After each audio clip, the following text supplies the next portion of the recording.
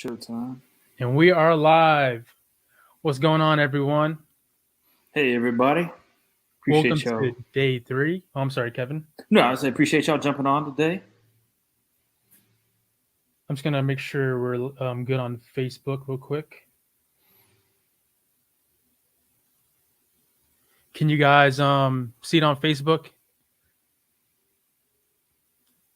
If you don't mind commenting in the chat really quick. Just want to make sure all the streams are good. What's up, Spaz? Welcome to day 3. Today we got something really good for you guys. We're going to dive in. Kevin's going to walk you guys through how to record vocals. And I've seen the video and it's super dope. There's a bunch of gems in there that you guys are gonna walk away today with. Okay, it's live on both. Okay, cool. Yeah, this is day 3. Welcome back. Have you guys been doing your homework? You guys been, recreating the template and everything? Practicing your routing? Yeah, remember, all the stuff that we're going to be going over these 5 days are kind of like right there in those videos, in those templates, and they should be able to be replayed, I believe, for 2 days, right, Maddox? Yeah, 48 hours. So if you guys haven't studied and watched the videos again, the replays, you have 48 hours until the video's taken down. Unless you're VIP, then you have access to the replays and the Q&As at the end. And if you haven't already, you can register, become VIP, so you can have access to all the replays at challenge.myaudioacademy.com/VIP. You can go there, sign up for VIP, and you'll have the session files, the replays, the Q&A replays, the PDF, and all that stuff. And that's lifetime access to those? Yeah, for lifetime access. Okay.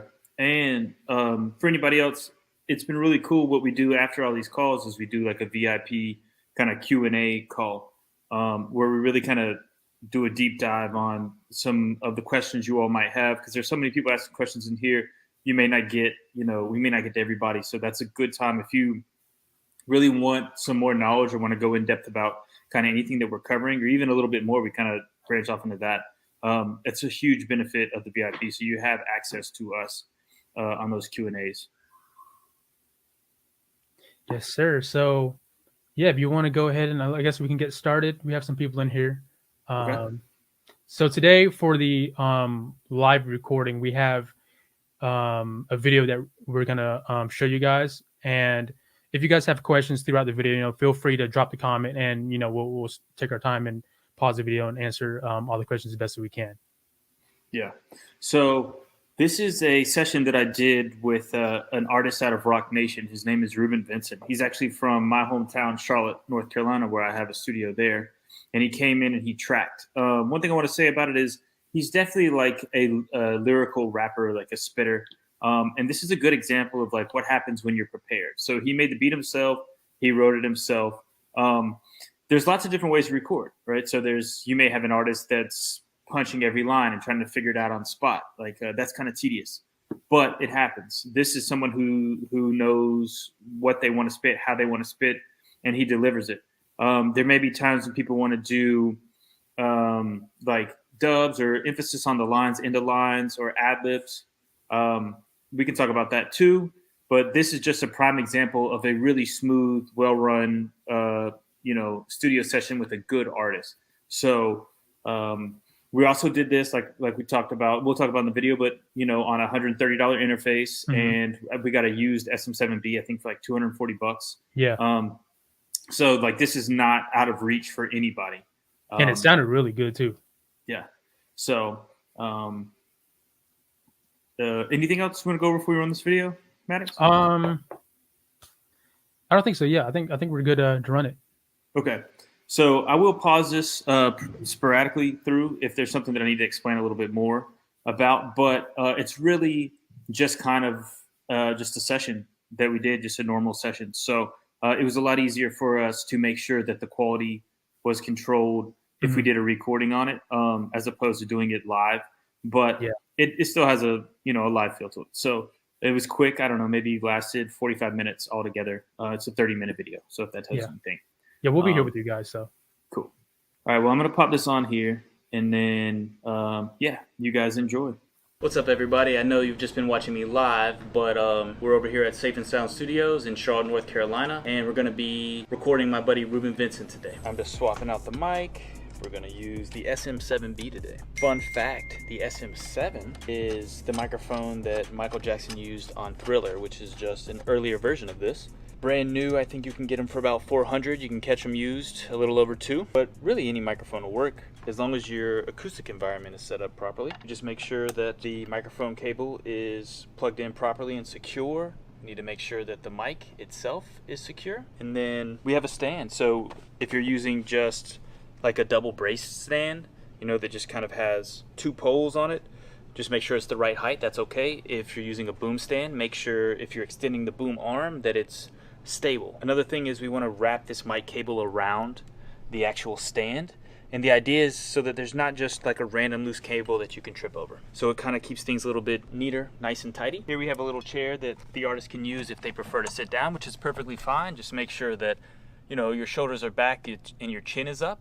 Standing up usually keeps people from slouching too much, which can cut off your wind supply. Another thing to think of is microphone placement. Here we're going to go with a direct signal, which Ruben is a little shorter than me, but I'm going to have him direct into the diaphragm. Just one second, I'm going to grab another microphone.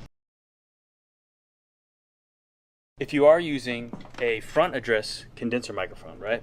So this is the front address, and this would be top address. It would be like if we were recording here, this would be top address. Certain dynamic microphones are top address, the SM7B, SM57, SM58, things like that. But here, if you're using it like this, it's the same concept. The diaphragm's here. The easiest way to record this is if your vocals are going directly into the diaphragm. What we can do, say you have a warmer voice and you want it to be a little brighter. Well, you can record at a lower position, but make sure that the diaphragm is aiming up to where your voice is going, so that your voice is catching it here about at this point. If you need it to be a little warmer, you can put the mic up and record down.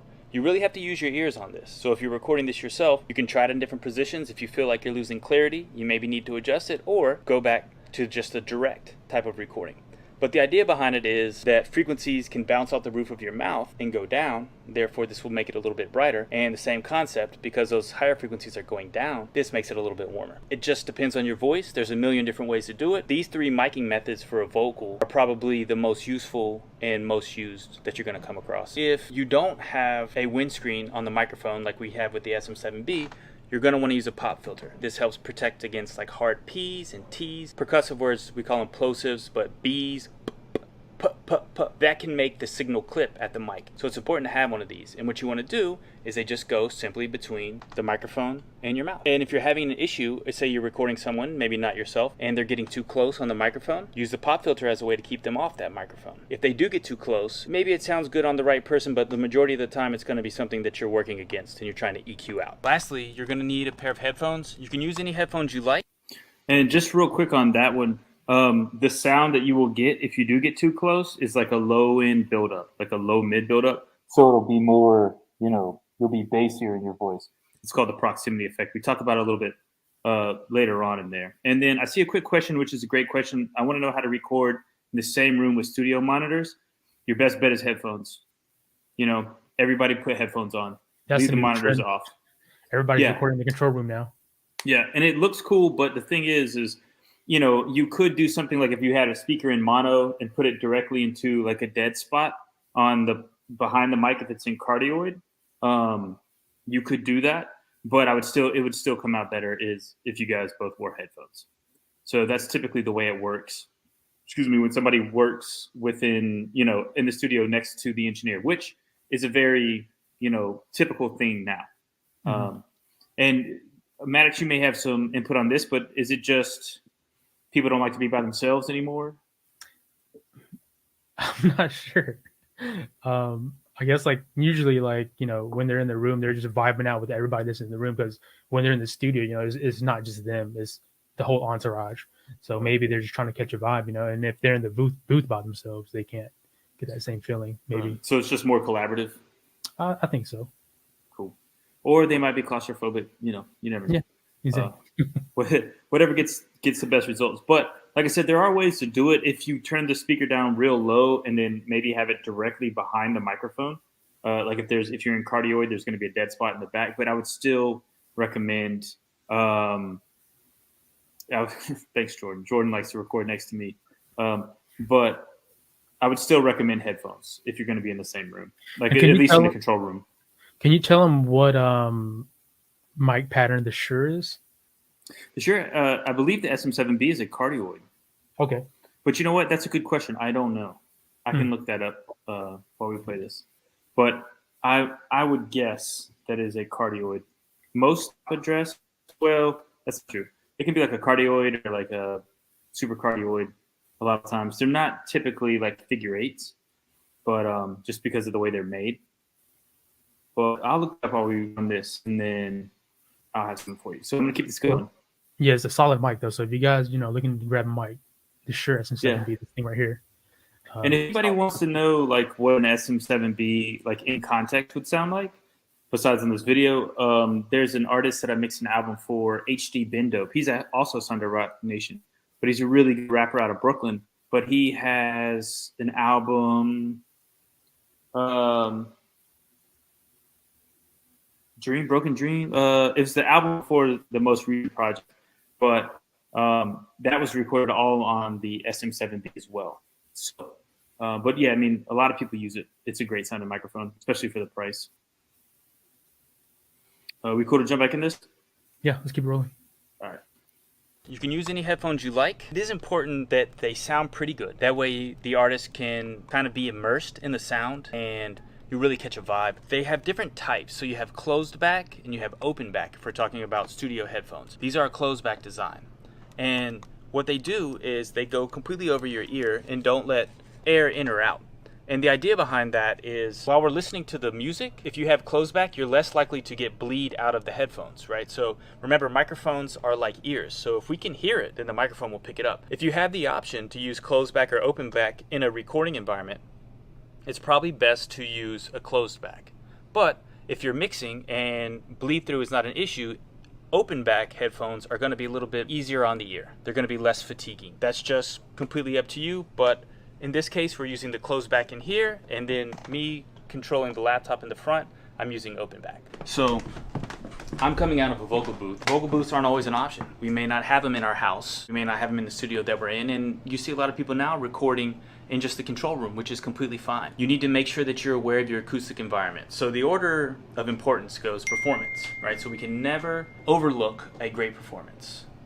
It can be not a great equipment, it can be not great acoustics, and if it's just a killer performance, you may still have a chance. But after you do a good performance, the next thing is acoustics. We don't ever know what our equipment sounds like until we have a proper recording in an acoustically treated environment. Well, like I said, it's not always an option to have an ISO booth. So what you can do is you could use simple things like really heavy blankets, or you could get things like mineral wool, which is compressed fiberboard essentially, and they come in 8 to 10 pound sheets. You can have them in your room, but that's what they look like on the inside.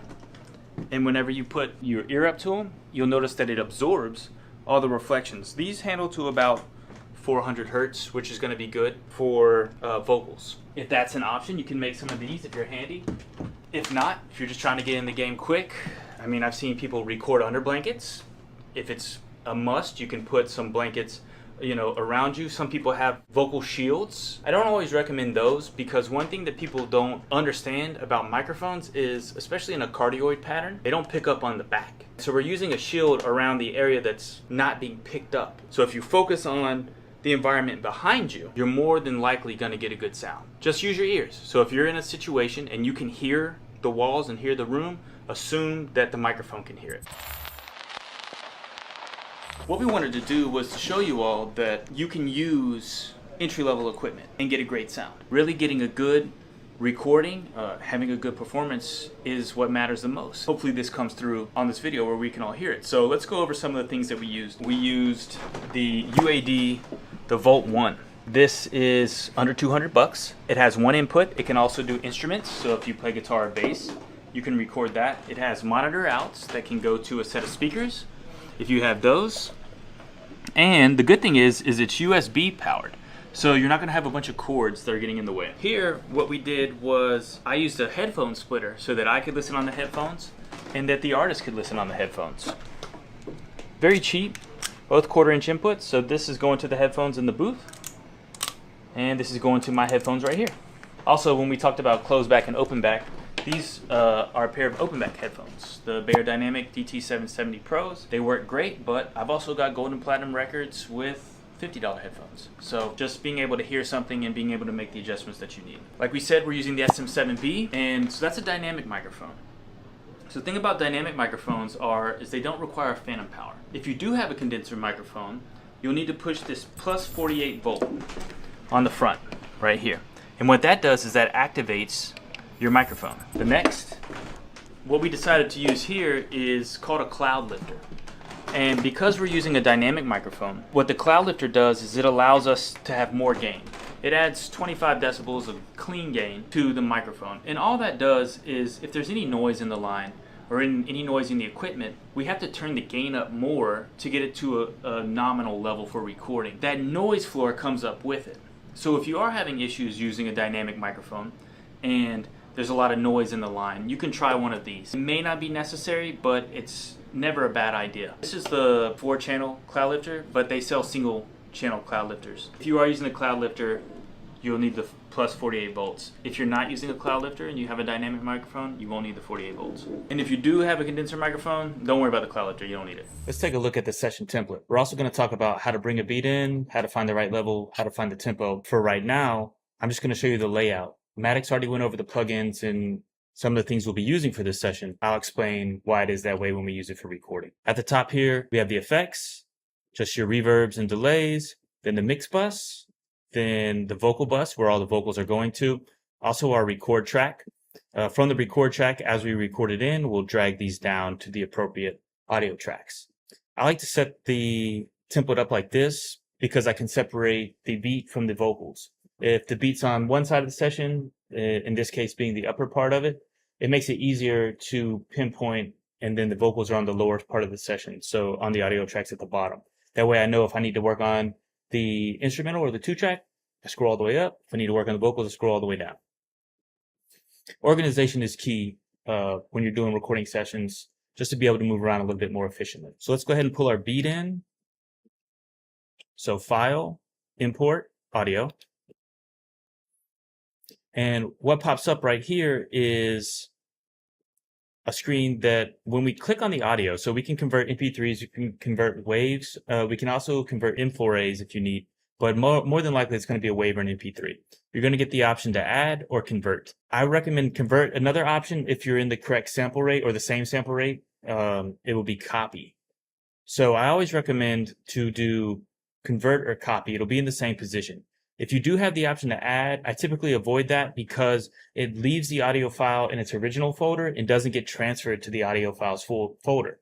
So if you ever do need to send a session off and you don't do a save copy in of it, the regions with the audio files where they're being pulled from or that are being pulled from another drive will come out as gray and you won't have access to them. So it's always a good idea to copy, or if convert is the option, that's going to be the only option. So here we're going to hit convert. Send it to your audio files folder, new track. If you put it in clip list, it goes to the side. You have to pull it back out. So just use new track. All right. Came in here. So let's pull it up to the top. Now the beat says 160 BPM. We're going to trust that to begin with, but sometimes they may be wrong. It could say it's 160 BPM. If you're using auto-tune, it might say it's in a certain key. And you try that and it's not accurate. So it's always good to go back and check. But for now, we're going to use it. So up here, we're going to put the tempo in. And another thing to notice is the level of the beat. So it looks like it's already a mastered level. What we need to make sure is that it's not too loud. So we need to bring it in at a good level. A good rule of thumb to start out, most people are going to semi-master their beats. They're going to want it to be a loud volume. So bringing it back 10 dB is a good starting point. Another thing that we can do is if you are using metering plugins, especially if you're using the Waves demo right now. So I did want to answer, this was a really good question that somebody just asked. Does it make a difference if you just drag a file in the session versus importing? Yes. So if you just drag a file into the session and it is in the same sample rate as the session, it will leave it where it originally is. All right. So if you want to import it so that you have the option to make a new copy of that audio file. What happens if you don't have a copy of the audio file in the audio files folder is that it just pulls from the original location on your computer. And like we said, if you're not doing a save copy in, if you're just moving sessions around, you could lose these files, especially if they're not on the same drive that you moved the session file to. So, yeah, and I feel like, you know, if you have it on your desktop or something and then you forget that you're using that beat or something, you delete and clear your desktop, then that file is gone. 100%, or your downloads folder, you purge your downloads folder, it's gone forever. So yeah, that's, even though, you know, technically, yes, you can absolutely drag something in, but that's why we would recommend importing it versus just dragging a file. All right. There should be a VU meter that you have access to. And I like to offset this down to 15. And that's going to give you like a little bit more accurate. So 0 VU is about -20 RMS. If you get it around there, you're kind of in a good range energy-wise. And make sure you route your beat to the mix bus as well.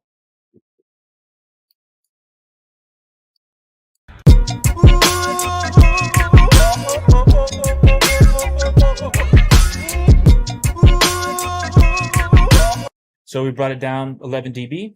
The last thing that you want to do is just to check to make sure that your tempo is correct. So if you go to track and create a click track, if you have a number pad, you can toggle this with 7 on the number pad.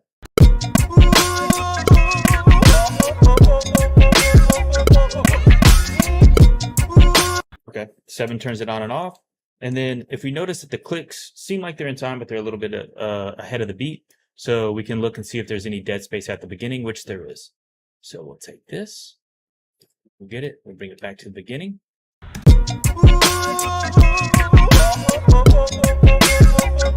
The only other thing you want to do is you want to check at the end of the track too. So like maybe check the middle to make sure your tempo is still on. And then check at the end. Sometimes producers will use like decimal point tempos. So it might be like 160.4. And then over time, that will get off if it feels like it's right at the beginning. That's why we check at different parts of the song. Down on the beat. That sounded good. So we can hide this if we like. So it's not in our way. And the last thing that I wanted to mention is that I like to use relative grid. So where it says grid right here, we can switch that to relative grid. And I like to grid to a bar when I'm recording. And what that does is that allows me to make big jumps. So as we're going, I might be able to like move here, you know, and then, oh, we'll go to the hook part, you know, before I have markers. We may have markers in there and I can move here. Now, if it's in grid mode, say we have a region, it's going to always snap to the bar. But say it comes in a little bit early, right? Say there's a pickup into the verse. In relative grid mode, if it's a hook or something we want to copy and paste and move over, it will still move, but relative to its starting position to the grid. So in relative mode, if we copy it, there's still going to be this tail at the beginning. But if it was in normal grid mode and we copied it, it would want to snap it directly to the line. So it's a very useful function when you're trying to move vocals around. It also works in grid mode too. So to me, it's just better to leave it in relative grid, but it's completely up to you. Next, we're going to jump into how we're actually going to track the record. It looks like Ruben just got here, so we're going to get everything set up for him to record. What's up, bro? Good? Yeah, man, it's good to see you. Likewise. Yeah, man, appreciate you coming.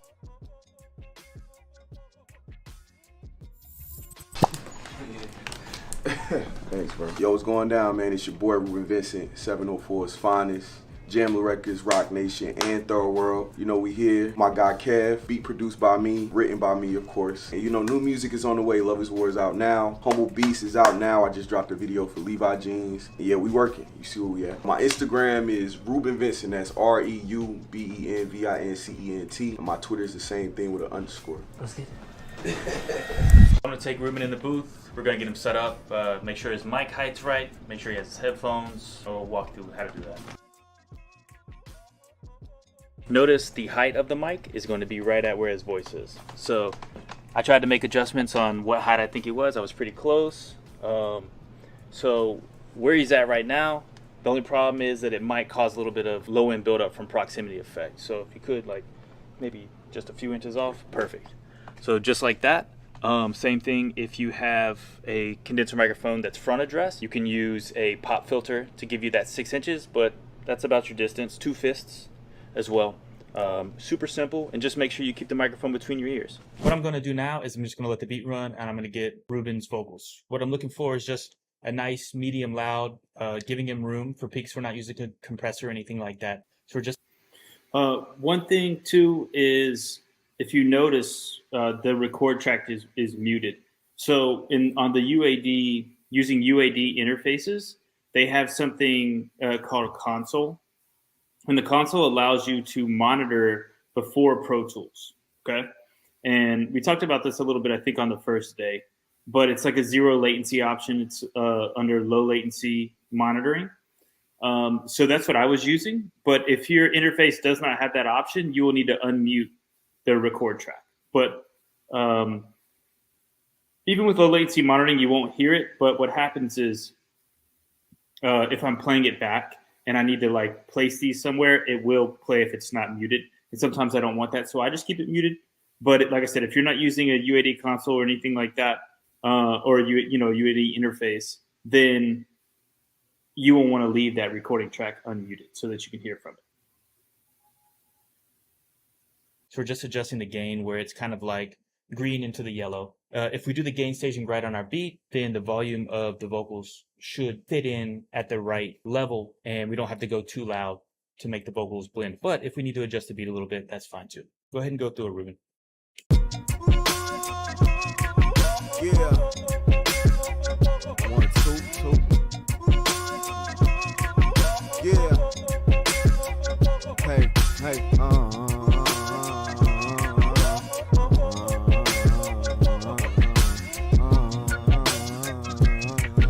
yeah. I feel like a black guy, or better yet, rap guy. I came from them back roads. What get baptized? Niggas get crucified. Your day ones across you. When you gone, they gon' eulogize. Since rags, I've been a soldier, I'm juvenile. Riding through the town in the Coupe de Ville. Looking out for the devil. I won't shoot, but my shooters will. Okay, so now that I have his levels, we're gonna go through and I'm gonna have him spit it all the way through. Hey, yo, I just had to get your levels real quick. So you're just spitting, right? You don't need auto-tune? No. Okay, cool. All right, here we go. We're using 3. And we didn't have a talkback microphone on the entry level option on that interface. So like we did have to holler in there. But if you have a control room, a monitor control room matrix, or anything like who makes them, like a D-Box or a Drummer, or what are some of those other ones? A Big Knob. So if anybody has a Big Knob or a I had another one. It's like silver and blue. I had one in there. I forgot what it's called. But a speaker selector, they usually have a talkback option as well. But it's okay. It's all right as long as you can get the message across to the people. Here we go. We're using 3 on the number pad to record. You can also hit record here. And if you right click on this, you have a normal, loop, destructive, and quick punch. When you're tracking vocals, you want to use it on quick punch. Yeah. 1, 2, 2. Yeah. Hey, hey,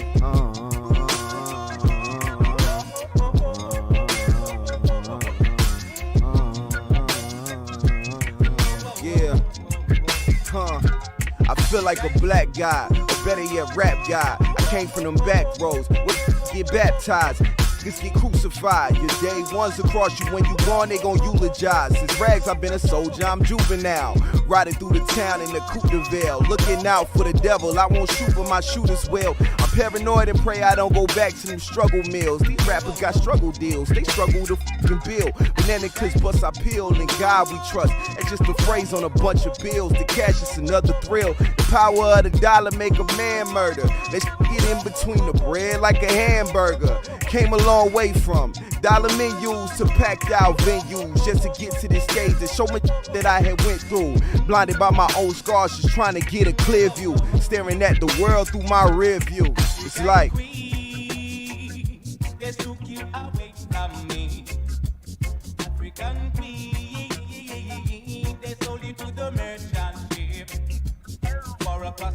All right. So he nailed it.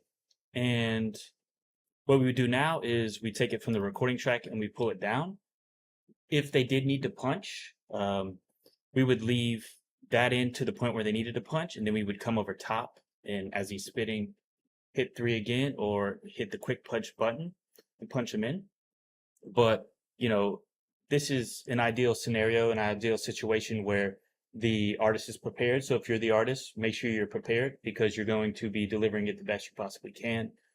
And it makes it a lot easier on the engineering and on the mixing side. So with this one, he just kept it a lead, right? So we didn't do any ins and outs. We didn't do any stacks, no ad libs. And sometimes if you kill the lead, it just can be as simple as that. It doesn't need to be more. You know, when we develop our ear, that's what we're looking for, is just quality. So if we get that in the lead, we don't need to add anything extra. So since we're not actually mixing it right now on this day, we are going to do just a few tweaks to make sure that it's contained and we get a good idea of how it's supposed to sound. That way, you know, we don't get 2 or 3 days into it or in the mixing stage of this and we're like, oh, I don't like the way this sounds. So before we jump into the mixing part, there's a good question of what's your go-to peak level when recording in? All right, so if you notice while this was tracking, it was kind of in the green, but it was going up into that lighter green. It used to be yellow. I call it yellow, but like between the green and yellow. Ideally, if you set the beat level properly, gain staging wise, around that 0 VU, then when you track the vocals in, they should be in the right level, which is right in between that green and that yellow. So a little bit more than halfway usually on the meter. Yeah, just a little bit more than halfway. And, you know, 2 reasons for that is one, noise floor, right? So if we record things low, they have to be brought up to, you know, fit into the track and be mixed. And whatever noise is there gets brought up with it, right? So we don't want to have to deal with that, as well as if you are using any type of outboard gear, there are sweet spots. So things like tube preamplifiers or transformer-based preamplifiers, things like the 1073 or tube-based things like Avalon, you know, they have this sweet spot in them, which is usually right around in that range as well. So it's a good idea to be just a little bit over halfway with that. Now, if you're doing some like on-site recording of like an orchestra or a jazz band, you probably want to go lower because you don't know what they're going to do. But as long as you have an artist that's controlled, you can usually bring them in about that level and don't have to go lower. I wouldn't recommend going too much hotter though, just because, especially without a compressor, you risk clipping. And if it does clip, you know, you can't unclip it. And that's the biggest problem. So like when we're tracking things in, we don't want to do too much. We don't want to do too much compression. We really don't want to do too EQing if we have that option, because we can always do it later. So we don't want to mess anything up, especially when you have a really good take, right? Because performance is most important. So we just need to capture that. And for the person that said that they have an Avalon, yeah, the Avalon is really, it's a really great sounding mic. It's a channel strip, essentially, assuming that you have the 737. But it's a really great channel strip. It sounds great. And so what you can do, especially, you know, when starting out, is maybe bypass the EQ and the compression section, right? And then leave your output on 0 and then find a good location, on the input. Yeah. Okay. So 737. Yeah. So find one and you'll hear it, you know, when those tubes really start to saturate a little bit and you know, where it sounds, you probably know what I'm talking about. You've used it before. But really do some do some testing on it to figure out what the best level is, and then you can back it off and be in that range with the output. So, but not to dive too deep into analog gear, we're going to keep this moving on to the mixing section. It looks like Prizzy just hopped on. Yo, What up, Yo, bro? what's up, everybody? not much, man. We're just about to run into the scratch mix part of it. Yeah, man. Prizzy really went in on the mix on this too, which is super awesome. But yeah, you're doing good. Sir. Yeah, man. Yeah, man. Just enjoying this master class.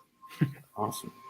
And real quick, maybe you have some insight on this. We were talking about like recording levels. So like, you know, why we kind of record at like a medium, little bit over medium level. Yeah. So I mean, yeah, I love getting sessions, and I'm sure Kev, you do as well, where there's some room, and we like to call it headroom. Headroom is just creative space to make the drums louder, make the vocals louder, make everything bigger, but in such a creative and tasteful way with the fine-tooth comb, pretty much. So when you're driving your vocals into your compressor or your preamp, that level to me is money. You're golden. It's going to sound great. It's going to be dynamic. You can compress. You can do all these different things, and it just works. Yeah. Awesome. Yeah, that's a good point too. You know, like when we get it as mixers, like, you know, when it's like super low, you're kind of like, I don't know, or if it's too loud, and it's a great take, but they start clipping on certain parts. There's not much, you know, there's not much you can do. Yeah. And one more, just to touch on this, do you use any processing while monitoring through console? I do. I like to do that. I like to use compression. I'll never be a huge fan of EQing on the way in, except for maybe like a high pass filter. But as far as the compression goes, I do. And then if I'm using like the Unison pre, so if for anybody that's not using Universal Audio, they have these preamp emulations that do something that mimics sort of like your ohm load, and so it kind of has a little bit different texture, I feel like, in console. So I do like to use it in console, but technically you can just do the same thing once you get into Pro Tools. It's completely up to you. So Kevin, so when you're using the console, you know how you were talking about peaking in Pro Tools and having it clip. So if you have a compressor in the console, can you avoid that? And yeah, so that can help. Yeah, 100%. So that can help because, you know, there's a difference between peaking digitally and peaking in the analog world. So if you're peaking at a microphone, it's always going to be peaked. Or if you have like an outboard preamp, you can peak that on the way in and then turn the output down, and the levels will look good. So, you know, we have to use our ears on it. But once you kind of get in the digital realm, once you get into console for UAD, then you shouldn't really have a problem of being able to turn something down if it is peaking in there. But it is something to watch, you know. But if you're peaking up the input of a compressor, you're probably doing like 20 dB on it, which is already going to sound crazy coming in. So, you know, just keep it smooth, you know, 3 to 5 dB on the way in. Someone says they go to the 73 and 2.8. That's a great combination. A typical pro combination is a Neve 1073 into a CL1B. You're going to see that almost more times than any on anything R&B, hip hop, even pop. 1176 is a great option, and the LA2A. And they each have a little bit different characteristics. I think the CL1B is the best of both worlds for those. So, yeah. But I don't want to dive too deep into that. But yeah, you can, like I said, a compressor will just help a little bit to catch those peaks and smooth it out prior. But we'll talk about it in this next section. So I'm going to add a little bit of light compression, a little bit of light EQ, and a little bit of effects just to kind of put it in pocket. So first things first, I like to add a de-esser at the beginning. It just catches any of the little random S's. When it jumps forward, you'll see where it reduces, but you don't want to have it like I feel like a black guy, taking the whole top off like that. Came from them back rows, where niggas get baptized, niggas get crucified. Your day ones across you, when you gone, they gon' eulogize. Since rags, I've been a soldier, I'm Jew. Right, very simple. The next we're putting in line is we're not using a compressor. an outboard compressor, right? So we're just using our basic interface, a basic microphone. So there will be some peaks, and we can see it in our audio signal here. One of the things that we try to do with this first compressor is make it act how a compressor in the studio would be. Let's get this back. There we go. And the idea is to just take off some of the top here where these peaks are, just so we can control it a little better. So I have a 3-to-1 ratio and attack at 4 milliseconds. So it's pretty fast, not the fastest it could be. And then a release at 250. I may adjust these just a little bit, but remember, if it's like singing and more legato, you can make a longer release. If it's rapping, you probably want a little shorter release. You just have to do how it feels. Shorter release puts it more in your face. Longer release contains it more. So we're going to adjust the threshold, and we're going to try to do a few dB, really whatever feels good. I wouldn't get stuck on a number, but maybe start with 3 to 5. If it goes over 5 at certain parts, that's cool. I feel like a black guy, better yet rap guy. I came from them back rows, where bitches get baptized and bitches get crucified. So right here, it's telling us how much gain reduction we're getting. And one thing we're going to notice is it's going to get quieter, right? Because we're doing 3 to 5 dB gain reduction. We're not allowing it to go that much louder. So we have to make sure we're using makeup gain. I feel like a black guy, or better yet rap guy. I came from them back rows, where bitches get baptized and bitches get crucified. Your day ones across you, when you gone, they gon' eulogize. Since rags, I've been a soldier, I'm juvenile. Riding through the town in the Coupe de Ville, looking out. Right, so we just want to control it. We just want to keep it natural. We don't want to go crazy with the compression. Remember, this is just to get a quick level on it. Next, we're going to listen to the EQ. Of course, we don't really need things below 80, but we can listen. You can sometimes roll higher. I feel like a black guy, or better yet rap guy. I came from them back rows, where bitches get baptized. So without that low end, we can definitely, it'll start to sound boxy and start to sound thin. So we don't want to get rid of too much of that. Depending on where your booth is and how your booth is set up, or where your recording environment is, even if you don't have a booth, you may have different frequency buildups. So like in the low mids, you might want to dip. I feel like a black guy, or better yet rap guy. I came from them back rows, where bitches get baptized and bitches get crucified. Your day ones across you, when you gone, they gon' eulogize. Since rags, I've been a soldier, I'm juvenile. All right, so I just dipped a little bit of that. Nothing crazy. I'm going to add a little bit of brightness to the top end. I feel like a black guy, or better yet rap guy. But remember, I'm going to leave this to Prizzy to do the heavy lifting, just so we can get a general idea of where we like it at. The next is the R-Box, and that just kind of gives us a little bit more forward compression. I feel like a black guy, or better yet rap guy. I came from them back rows, where bitches get baptized and bitches get crucified. Your day ones across you, when you gone, they gon' eulogize. It's rag. Yep, and then at the end, I'm using the Renaissance de-esser from Waves, and I put the range at -6. I think by default, it's at -16, which I think is a lot, but it just depends on the situation. There's no right or wrong. So I like to start at 6, and the idea is I'm just kind of catching the S's one more time at the end. I feel like a black guy, or better yet rap guy. I came from them back rows, where bitches get baptized and bitches get crucified. Your day ones across you, when you gone, they gon' eulogize. Since rags, I've been a soldier, I'm juvenile. Right, so now it's just a nice clean take. What I can add is maybe a little bit of reverb. So I have these reverb settings here, a plate reverb, a chamber, a hall, and a delay. So I'm gonna add a little bit of plate. I feel like a black guy, or better yet rap guy. I came from them back rows, where bitches get baptized and bitches get crucified. I do like to use even increments of 5. So -30 is you're barely going to hear it. -25, maybe a little bit. After -25, once you get up to like -20, -15, it's going to start to feel like an effect. And after that, it's sort of like only the reverb. So I like to keep lower numbers to keep it clean at first, unless we're going for a specific vibe. So with this being more of just lyrical rap, we don't want the reverb and the delays to get in the way or be distracted from what he's saying and how he's delivering it. Right? So we're going to use less of these. I feel like a black guy, or better yet rap guy. I came from them back roads where just get baptized and niggas get crucified. Your day ones across you, when you gone, they gon' eulogize. Since rags, I've been a soldier, I'm juvenile. Riding through the town in the Coupe de Ville, looking out for the devil. I won't shoot, but my shooters will. I'm paranoid and pray I don't go back to them struggle mills. These rappers got struggle deals, they struggle to fucking build. All right. And so that's just a quick mix, and that's all it takes. If you're doing some vocal stacks, you may want to balance those in with the lead against the lead, but you would process them similarly.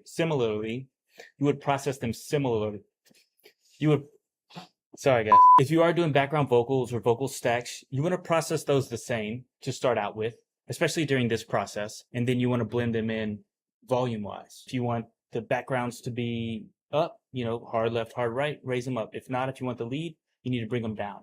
If you want the lead to be the focus, it just always depends. And there's not really a right or wrong. With this being the case, we've got a good lead. It's nice and clean. We're making sure that there's no issues in the recording. So now we're ready to send this off to Prizzy. He's going to kill it on the mix and master. The best way to do this is something we call save copy in. And what this does is this makes sure that all our audio files are copied correctly into the session, and it's the correct version of the session. So we go to File, and then we have a Save Copy In. So normally we have a Save As, Save Copy In. All we have to click here is the audio files button. Sample rate should be the same, bit depth should be the same, and then just the audio files. Click that. It's going to ask us where we want to save it. For this one, it's important to save it somewhere where you can remember. If you have a drive, save it there. For this, we're going to save it on the desktop. We'll go down here to the desktop. And the last thing we need to do is just right click it and compress it. And once it's compressed completely, it'll be ready to send. So your file size on this, in this case, we have one that's the file's 87.6 megabytes, which is pretty small for a session. It can be 500 megabytes, 300 megabytes. It can be up to a gig depending on how big it is. So if you ever run into a situation where you're doing a save copy in and you feel like it might be too large, too small, just remember it's dependent on the session. We're going to load this up into however we transfer this. That can be WeTransfer, Google Drive, Dropbox, and we're going to get it off to Prizzy. And I would like to say that sometimes my drawl prohibits me from saying certain words. So, like similarly. And, Sounded good, bro. yeah, I appreciate it, guys. Thank you. Good job, Kevin. Hey, One time for Kev. one time for the headphones in his ears when you played that. Yeah, My bad, bro. it's all right. Yeah, man, look at it. He's got the same draw. That's right. So there were some good stuff that popped up here. I'm glad you guys liked the video. So are there any additional tips on mixing layered vocals and stacks? Yeah, like I said, this section is about the recording part of it. But one of the big things when we're talking about layered vocal stacks, one is panning, right? So we have to be intentional. And I know this is more of like a vocal producer's role, but as engineers, we end up being the vocal producers a lot of time in these sessions. So if you want a center-focused vocal, right, that means that there's a lead up the middle and then there's stacks on both sides. I would recommend doing things besides the lead up the middle, doing things in pairs or even numbers, right? So if we're doing like a stack of the main, right? Say we do it in, the stacks need to be on the left and on the right, right? So we don't need to do like a dub of the lead on the left and then do like a low harmony on the right, right? So we need to do two one on the left, one on the right. If you're going to do high ones, a high on the left, high on the right. Low, sometimes you can stick up the middle, but still it's a good idea to do two. So a left and right. And then it's just about kind of panning and balancing. What you want to avoid, like I said before, is if you are stacking vocals, you want to avoid doing like a high part, a mid part, and on one on each side, right? Because the way our ears work is we have this cue that we work within, right? Even if we're talking 2D, you've got if it's like a palette, left and right is your panning, but up and down are your frequencies, right? So if you have like a mid stack, like a mid harmony and a high harmony, and that's all you do in a lead, The lead's going to be here, the mid harmony is going to be here, and the high harmony is going to appear here. So there's always going to be like this weird balance thing going on. But if you have two highs, then it's going to be balanced in the highs. Two mid, it's going to be balanced in the mid. Two lows, it's going to be balanced in the lows. If you want it to be wide, if you want it to be big, you can do 4 stacks on something, so even number stacks. But it will take that focus off the center. That's great for hooks sometimes. There's, to be honest with you, and Prizzy, and Maddox as well, we're all mixers. There's going to be differences in how this is done. But I would say for now, like, I'm not really getting a lot of stuff that has, a bunch of stacks. It's very lead focused. Would you guys agree? Yeah, I agree. I mean, even Prizzy, you do a lot of, you do a lot of R&B and, different stuff like Afrobeat that's more melodic and whatnot. And then even Maddox with the Latin stuff you're doing, like, it's still where they could technically do this. Is it still lead focused? Yeah. Yeah, I mean, the lead is the lead.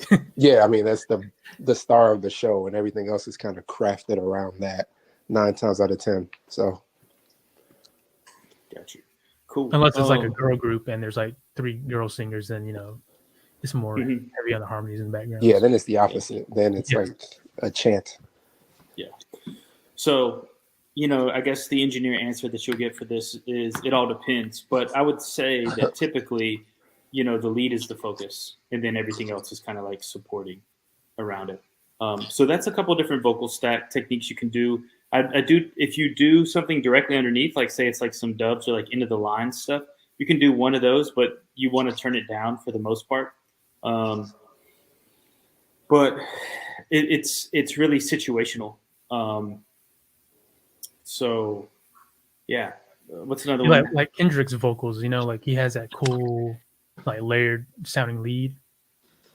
But it doesn't sound like left and right, does it? No, it's usually like he's got a low one, but I think there's enough separation between the voicing to where they're not like clashing, because you can run into like phase issues if things are too close together, which can essentially cancel out a sound or double up on a sound, and just make it kind of feel unnatural. And for his, it's like they might pitch it right, so they're using something like Little Altar Boy, and so they might like have a low one underneath it, and that works because there's like enough separation frequency wise, I think. Yeah, I would say for anybody starting out, if you do get into like the stacks and background game, which is still a thing for sure, like Kev said, whatever you do to the left side, try to do another take to the right side and like kind of counterbalance it. And if it feels really wide in headphones, if you can, check it in mono and see if anything gets like really lost. If that's the case, then you may need to record another take and just pan it straight down the middle just to support everything else. Yeah. And I think a good rule of thumb too is it's better to have too much than not enough.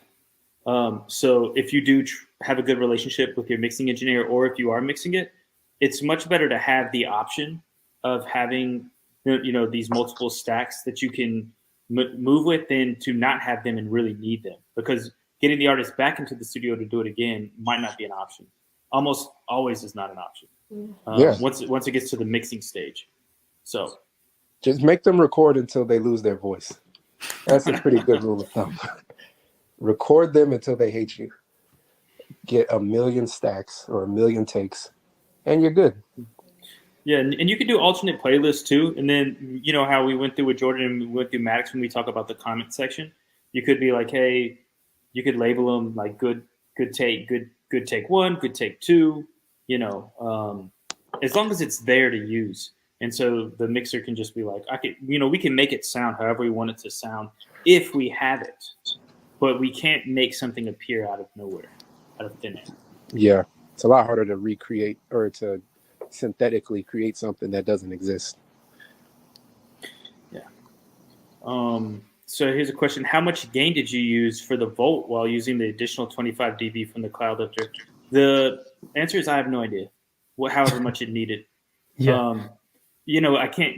We don't ever want to look at a point and be like, oh yeah, I did it at 11 o'clock. That's what it needs. It's like it depends on how loud he is. It depends on, the output of the SM7B. It was used. We picked it up from Guitar Center that week. So, it was all dusty. I don't know who, so it's really just whatever needed to come in properly. And that level is usually around a little bit above green on the meter. Yeah, so it's more important of watching the input meters on Pro Tools because we don't really have an indicator. So like if you're using outboard converters and stuff, there's usually meters that you can check, usually like a digital meter. But since in this case we're just using, the volt, it's a $130 interface, we have to kind of use Pro Tools as our guide. And we're kind of in between that green and yellow. Yep. So. And looks like Brandy does 30 stacks or did 30 stacks for Kanye. She did 30 stacks. That's crazy. Whose idea was that? Probably Kanye's. Or hers, You know how R&B artists are sometimes. Yeah. Definitely wasn't the engineer's idea. Yeah. It's like, please, can I just go home? Yeah. It's like looking at the clock every time. Yeah. So, but yeah, that's pretty much the gist of it. It's really not as complicated as people think it is. I mean, there are things that you can do. If you're doing like gang vocals, there are different positionings you can do on the mic to experiment. So like if you want to sound like 10 different people, record from different distances away from the mic and stack it up, different tones in your voice. But it's usually if you get a nice, clean, direct signal, it can really take you a long way. And, if you want to do stacks, I would recommend doing the stacks directly too. I wouldn't worry about things like off-axis recording, like when you turn the microphone a little bit to try to get a little different texture. It's not a huge thing. I would really, if you get a nice, clean, direct signal, you should be able to do pretty much anything with it. Yeah. Agreed. So. All right, guys, we're coming up a little bit on our time. We have a VIP session after this. We don't want to eat up too much of their time. If you guys have any last questions that you guys want to ask, go ahead and drop them in the comments. And if you're not a VIP member yet, you can also go here and sign up. Challenge at myaudioacademy.com/VIP.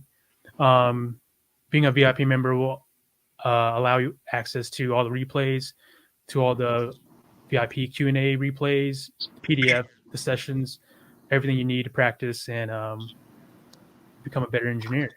So, with that being said, do we have any last comments? And today's the last day for that, right? Sign up for VIP. I would have to double check with Jordan. I think he said something like that. Yeah.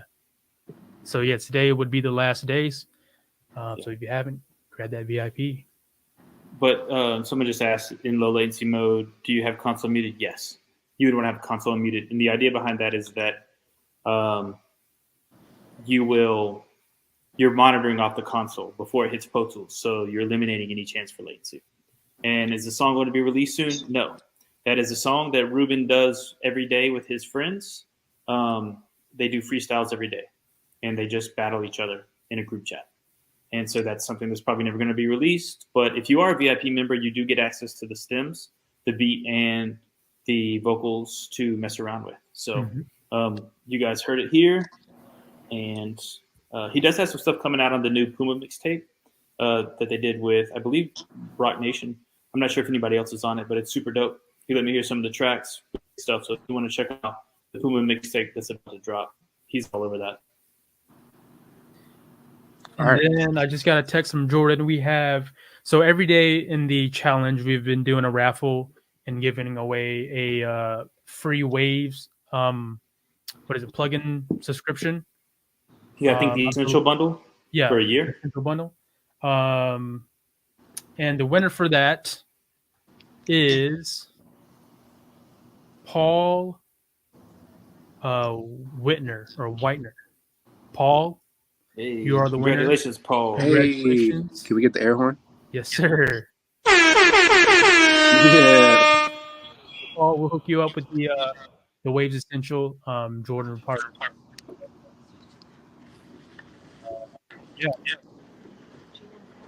All right, Paul. So cool. Yeah, if you guys are in the VIP, we will switch over to that and hop on that Q&A.